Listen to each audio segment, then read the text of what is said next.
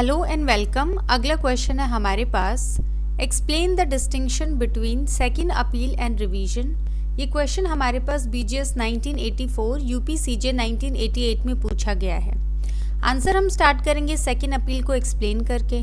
इसमें आ गया हमारे पास कि जो सेक्शन 100 है वो क्रिएट करता है जो राइट है सेकंड अपील का, जो डिक्री पास की जाती है कोर्ट के द्वारा, जो सब ऑर्डिनेट है हाई कोर्ट के, वो एक्सरसाइज कर सकता है अपना अपीलेट ज्यूरिसडिक्शन। ये जो अपील है ये की जाती है हाई कोर्ट को किस ग्राउंड पे कि जो केस है वो इन्वॉल्व करता है substantial question of law.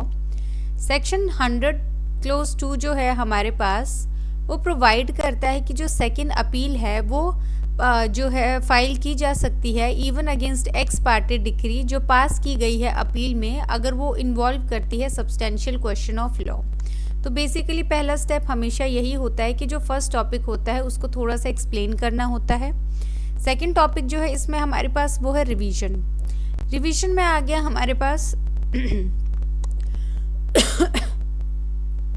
Sorry इसमें आ गया हमारे पास रिवीजन में सेक्शन 115 जो है कोड का वो एम्पावर करता है हाई कोर्ट को कि वो एंटरटेन कर सकता है एक रिवीजन किसी भी केस में जो डिसाइड किया गया है सब ऑर्डिनेट कोर्ट के द्वारा, प्रिवेंट करने के लिए उसको लेटर को कि वो एक्ट करे आर्बिट्रेरली, कैप्रिशियसली, इलीगली या फिर इरेगुलरली जब वो एक्सरसाइज करता है अपना ज्यूरिसडिक्शन। रिवीजन का मतलब है रीलुक अगेन, दोबारा देखना या फिर गो थ्रू करना केयरफुली।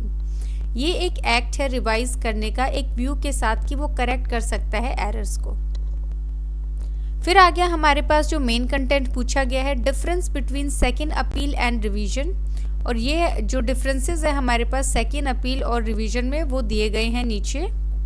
इसमें आ गया हमारे पास, पहले हम बेसिस का जो है सेक्शन बनाएंगे, फिर आ गया सेकंड अपील का, फिर आ गया हमारे पास रिवीजन का। जो फर्स्ट पॉइंट है इसमें हमारे पास वो है कौन से प्रोविजन में गिवन है। सेकंड अपील सेक्शन 100 में गिवन है, रिवीजन जो है हमारे पास सेक्शन 115 में गिवन है। सेकंड आ गया हमारे पास क्या ग्राउंड है।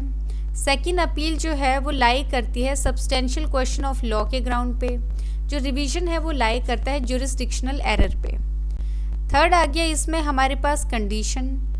सेकंड अपील जो है वो इन्वोक की जा सकती है डिक्री से कोर्ट की जब एक्सरसाइज करता है वो अपीलेट ज्यूरिसडिक्शन।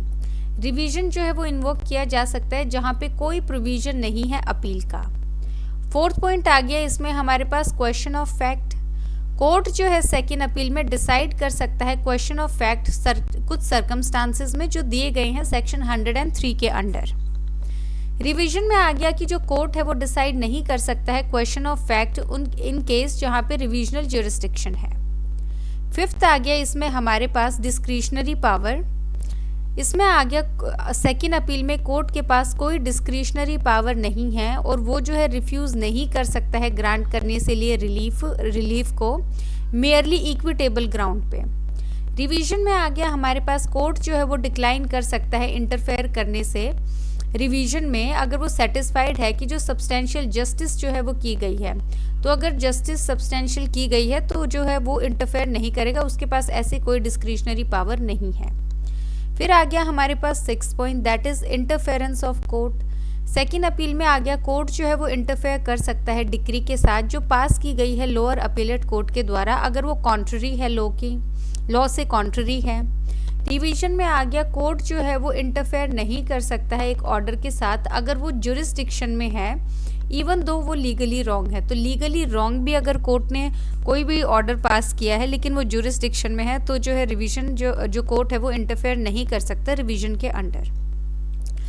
अब इस क्वेश्चन में 2-3 बातें ध्यान रखने वाली हैं। पहला ये कि हमने 10 मार्कर के हिसाब से किया है, 6 मार्कर के हमारे पास डिफरेंसेस हैं और 2 मार्कर की जो है हमारे पास थियरी है। तो टोटल हो गया हमारे पास 10 मार्क्स। बहुत ज़्यादा प्रोबेबिलिटी है कि अपील, रिवीजन, रिव्यू, इन सब जो टॉपिक्स हैं इनमें से जो है डिफरेंस के क्वेश्चन मोस्टली वही आते हैं। तो ये क्वेश्चन आने की भी हमारे पास इक्वल प्रोबेबिलिटी है। अगर 5 मार्क्स में आता है आप टेबुलर फॉर्म में कोई भी 5 डिफरेंसेस जो हैं वो बता सकते हैं। बाकी जो है इस क्वेश्चन में हमने सब कुछ कवर कर लिया है। So thank you.